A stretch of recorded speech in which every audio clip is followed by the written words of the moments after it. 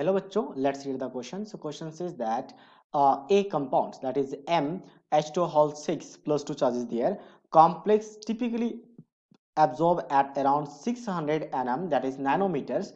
It is allowed to react with ammonia to form a few complex like M NH3 whole 6 plus 2 that should have absorption at. So basically क्या बोला गया है कि आपके पास एक जो कॉम्प्लेक्स है उस कॉम्प्लेक्स का जो वेवलेंथ है वो गिवन है, यानी इतना वेवलेंथ ऑब्जॉर्ब कर रहा है। अब ये वेवलेंथ ऑब्जॉर्ब कैसे करता है, या फिर वेवलेंथ के क्रॉस कटिंग जो एनर्जी होगा उसको ऑब्जॉर्ब करके क्या पॉसिबिलिटीज है, हम इसकी बात करते हैं। तो बेसिकली आपके पास ऑक्टाहेड्रल कॉम्प्लेक्स होगा, क्योंकि कोऑर्डिनेशन नंबर 6 है और कोऑर्डिनेशन 6 के लिए क्या होता है, आपका ऑक्टाहेड्रल कॉम्प्लेक्स बनता है, ओसी कह सकते हैं।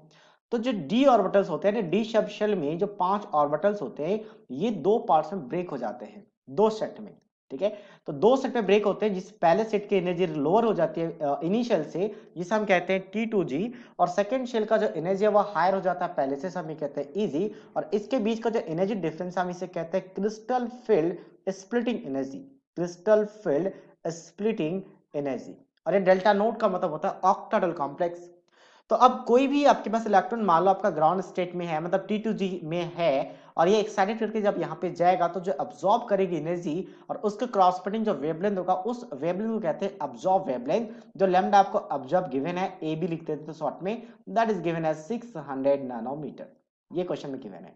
तो बोला गया कि अगर ये कंपाउंड रिएक्ट कर रहे किसके साथ, NH3 के साथ, तो रिएक्शंस के बाद क्या होगा, तो रिएक्शंस के बाद कुछ यहाँ पे क्या है, few, it is allowed to react with the few ammonia to form new complex of this, यानी कॉम्प्लेक्स जो न्यू बन रहा है वो आपको क्वेश्चन में गिवन है।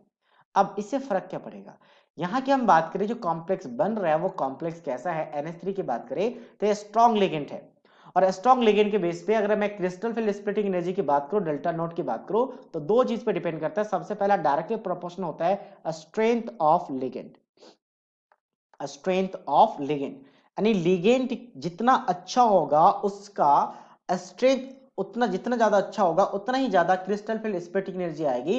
और हमें पता है कि energy and the wavelength is inversely proportional, तो वेवलेंथ उतना ही कम आएगा।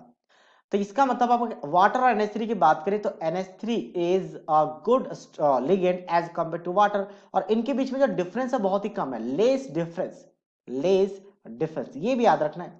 अब ये आपको कहां से याद रखना, तो जो भी हमने लिगेंड्स का जो ऑर्डर पढ़ते हैं वो ऑर्डर्स हमें याद रखने हैं। ठीक है, तो लेस डिफरेंस है। अच्छा, सेकंड फैक्टर भी हम डिस्कस कर सकते हैं, वैसे अगर मेटल डिफरेंट हो तो मेटल के जेड इफेक्टिव पे डिपेंड करता है, जेड इफेक्टिव के डायरेक्टली प्रोपोर्शनल होता है crystal field splitting energy, but यहाँ पे जेड इफेक्टिव कोई बात नहीं होगी, मेटल सेम है।